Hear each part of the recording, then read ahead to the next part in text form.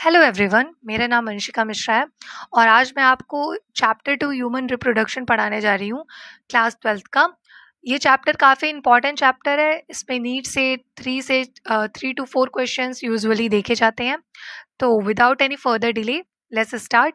यहाँ पर आपको जो पहला पैराग्राफ आप देख रहे हैं, ठीक है, तो इसमें क्या लिखा हुआ है मैं आपको एनसीईआरटी एक्सप्लेन करके समझाऊंगी। ठीक है, तो सबसे पहले मैं अगर आपसे पूछ लूँ कि रिप्रोडक्शन होता क्या है, ठीक है, तो आप ये बोलेंगे कि रिप्रोडक्शन एक ऐसा प्रोसेस होता है जिसमें हम अपने ही तरीके के ऑफस्प्रिंग को बर्थ देते हैं। ठीक है, काफ़ी हद तक ये चीज़ सही भी है। अच्छा, तो यहाँ पर क्या लिखा है कि ह्यूमंस जो होते हैं वो सेक्सुअली रिप्रोड्यूस करते हैं। सेक्सुअली रिप्रोड्यूस करने का मतलब इसमें मेल और फीमेल गैमेट्स की रिक्वायरमेंट होती हैं। ये मेल और फीमेल गैमेट्स क्या होते हैं? मेल से स्पर्म और फीमेल का ओवम, ये दोनों जब फ्यूज होते हैं तब एक जाइगोट बनाते हैं बाय द प्रोसेस फर्टिलाइजेशन।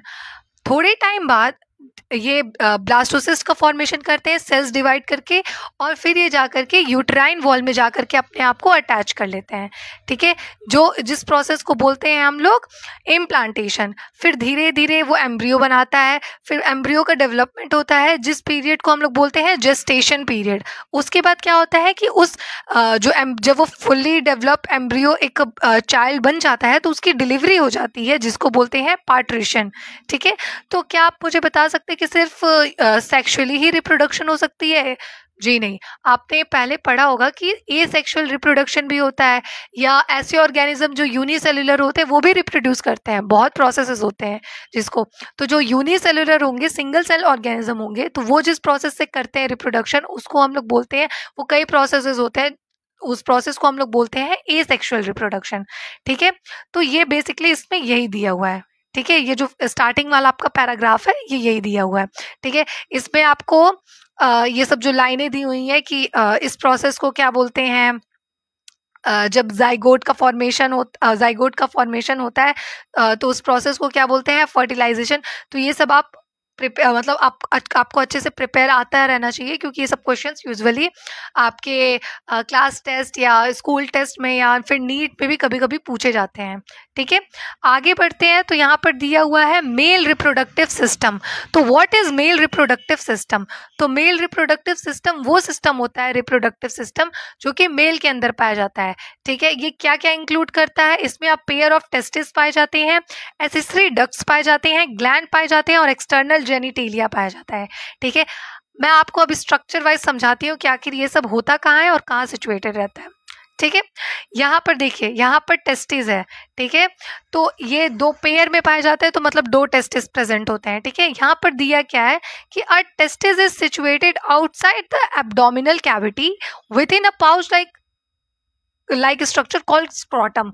ठीक है, तो जो टेस्टिस होती है, पहली बात तो वो पेयर में एग्जिस्ट करती हैं, और दूसरा वो एब्डोमिनल कैविटी के बाहर रहती हैं एक पाउच लाइक स्ट्रक्चर में जिसको स्क्रोटम बोलते हैं।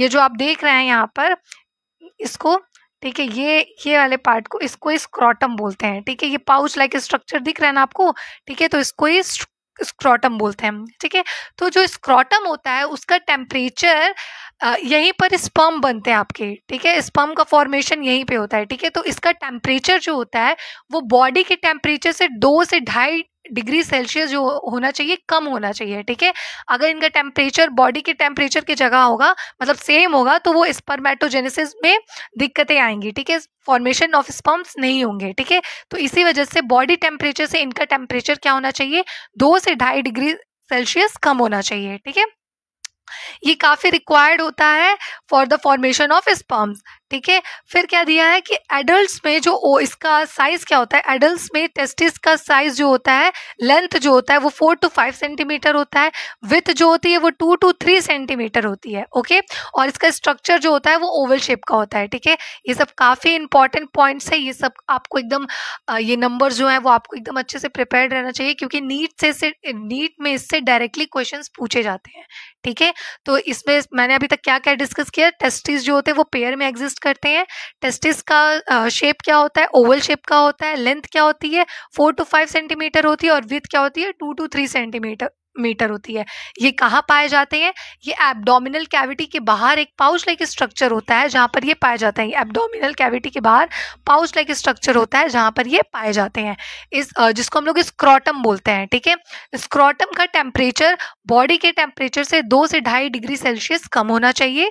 ठीक है, अब क्या होता है, अब स्क्रोटम के बारे में बात करते हैं। ठीक है, सॉरी टेस्टिस के बारे में। तो टेस्टिस के अंदर कंपार्टमेंट पाए जाते हैं, कंपार्टमेंट्स। ठीक है, 250 कंपार्टमेंट्स। ठीक है, जिसको हम लोग टेस्टिक्यूलर लोब्यूल्स बोलते हैं। ठीक है, तो ये सब चीज़ें जो होती हैं वो काफ़ी इंपॉर्टेंट पॉइंट्स हैं जो आपको एकदम अच्छे से प्रिपेयर रहना चाहिए। नीट में से डायरेक्टली क्वेश्चंस पाए जाते हैं। ठीक है, ओके, आगे बढ़ते हैं। दिया है कि अब ये टेस्टिक्युलर लोब्यूल्स के बारे में बात कर रहे हैं हम लोग। ठीक है, तो लिखा है each lobules contain 1 to 3 highly seminiferous tubules. ठीक है, सेमिनिफेरस ट्यूब्यूल्स क्या होते हैं? ठीक है, जो आपका टेस्टिस होते हैं उसके अंदर कंपार्टमेंट्स होते हैं। कंपार्टमेंट्स के अंदर 2 से 3 हाईली कॉइल्ड सेमिनिफेरस ट्यूब्यूल्स पाए जाते हैं जिसमें स्पर्म्स जो होते हैं वो प्रोड्यूस होते हैं। ठीक है, हर सेमिनिफेरस ट्यूब्यूल्स जो होता है वो 2 टाइप के सेल से बना रहता है। कौन कौन से?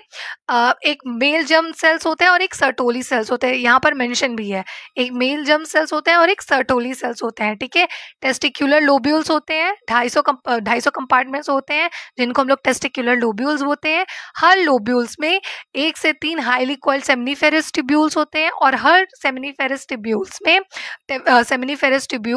2 टाइप के सेल्स से बना हुआ रहता है, जो कि एक मेल जर्म सेल्स होते हैं जिसको स्पर्मेटोगोनिया बोलते हैं और दूसरा जो होता है वो सर्टोली सेल होता है। ठीक है, तो जो मेल जर्म सेल होता है वो मियोटिक डिवीजन में जाता है। ठीक है, meiotic, finally leading to sperm formation. ठीक है, अब आपको एक टर्म यहाँ पर आ गया, मियोटिक डिवीजन। सॉरी, यहाँ पर एक टर्म आ गया, मियोटिक डिवीजन।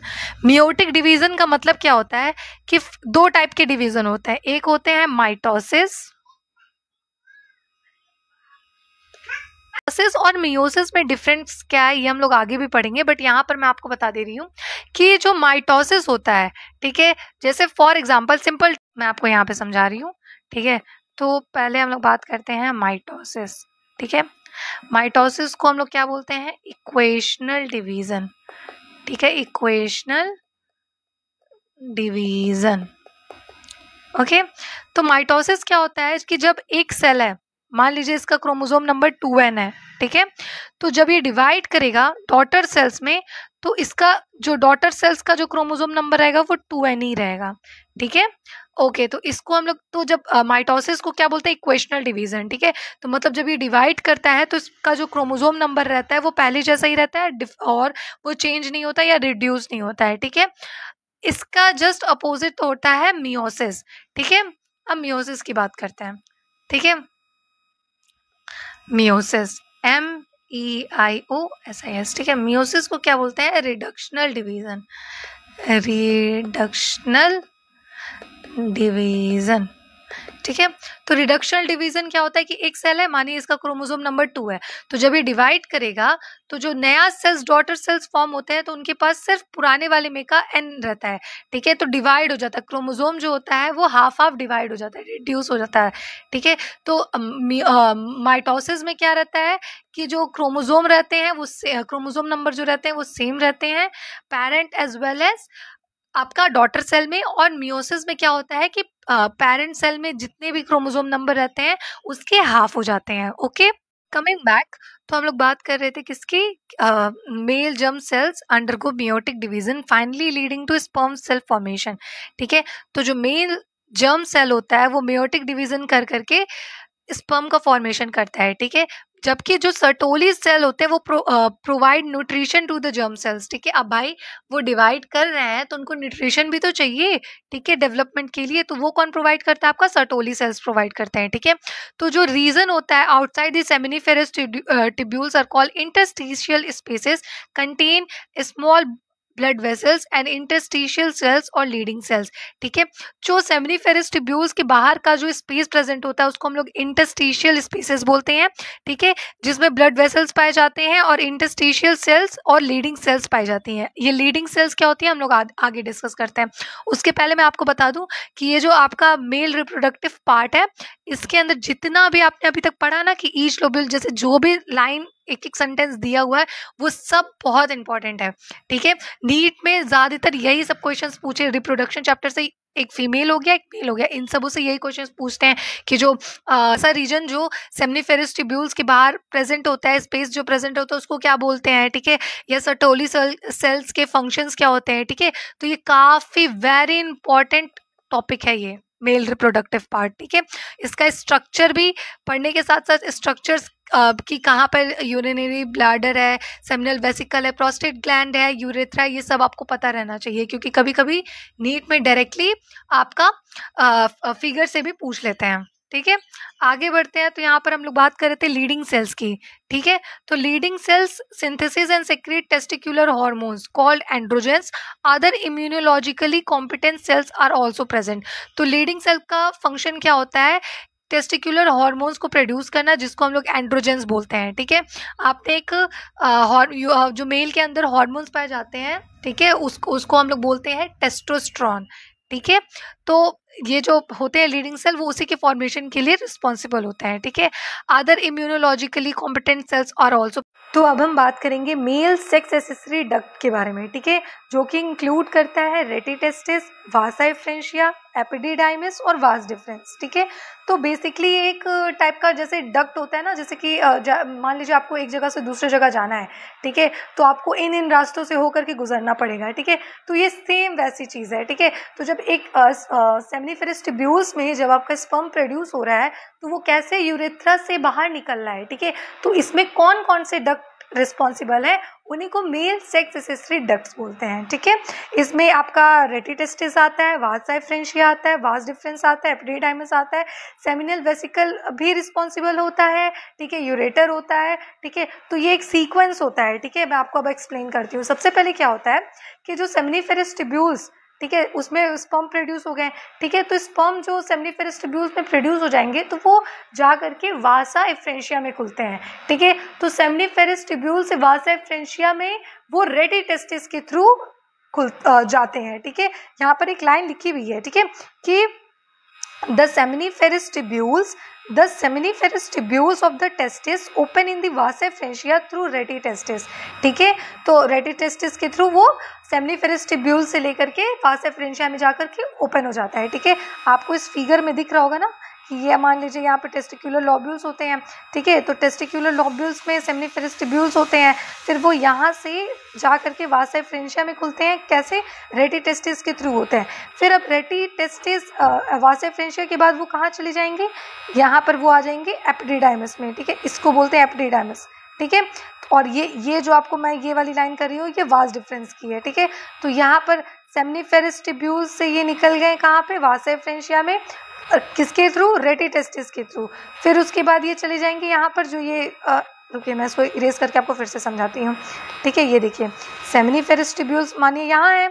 ठीक है, यहाँ पे स्पर्म प्रोड्यूस हो गए, फिर वो यहाँ से वासा एफ्रेंशिया में खुलेंगे रेटिटेस्टिस के थ्रू। उसके बाद ये चले जाएंगे एपिडिडाइमिस में। ठीक है, एपिडिडाइमिस से ये आगे बढ़ करके कहाँ जाते हैं, वास डिफरेंस में। ठीक है, वास डिफरेंस के साथ जब ये आगे बढ़ते हैं तो उनको एक यूरेटर की भी डक्ट दिखती है, जो कि अल्टीमेटली एब्डोमेन वाले एरिया में, पेल्विक वाले पार्ट में जा करके एक साथ ज्वाइन हो जाती है। ठीक है, फिर इसके बाद यहाँ पर आपका सेमिनल वेसिकल होता है। ठीक है, तो सेमिनल वेसिकल, यूरेटर और वास डिफरेंस तीनों कंबाइंड हो जाते हैं। ठीक है, और ये एक इजैकुलेटरी डक्ट का फॉर्मेशन करते हैं। ठीक है, इजैकुलेटरी डक्ट। ठीक है, फिर यहाँ पर क्या दिया है, this duct store and transport the sperms for the testis to the outside to the urethra. ठीक है, तो ये जो इजैकुलेटरी डक्ट है यही क्या करता है, आपका स्पर्म को स्टोर करने का काम भी करता है, उसके ट्रांसपोर्टेशन का काम भी करता है। ठीक है, और यही रिस्पॉन्सिबल भी होता है स्पर्म को यूरेथ्रा के बाहर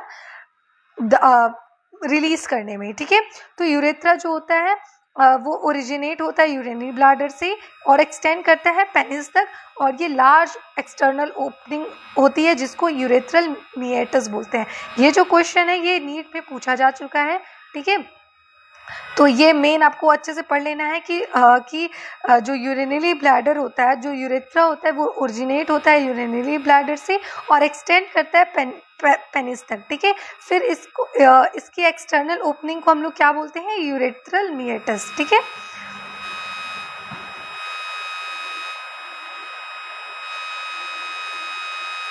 ठीक है, तो यहाँ पर दिया है the penis is the male external genitalia.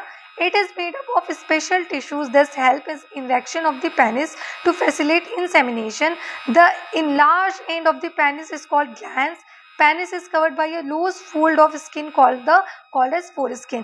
Penis के ऊपर वाली स्किन को हम लोग फोरस्किन बोलते हैं, ठीक है। और द मेल एसेसरी ग्लैंड्स कौन कौन से होते हैं, जिसपे अभी तक तो हम लोग ने डक्ट के बारे में पढ़ा है, ठीक है। तो रिप्रोडक्शन में तो ग्लैंड्स भी रिस्पॉन्सिबल होते हैं। तो कौन कौन से रिस्पॉन्सिबल होते हैं, एक हमारा होता है सेमिनल वेसिकल, प्रोस्टेट ग्लैंड होते हैं, बल्बो यूरेथ्रल ग्लैंड होता है, ठीक है।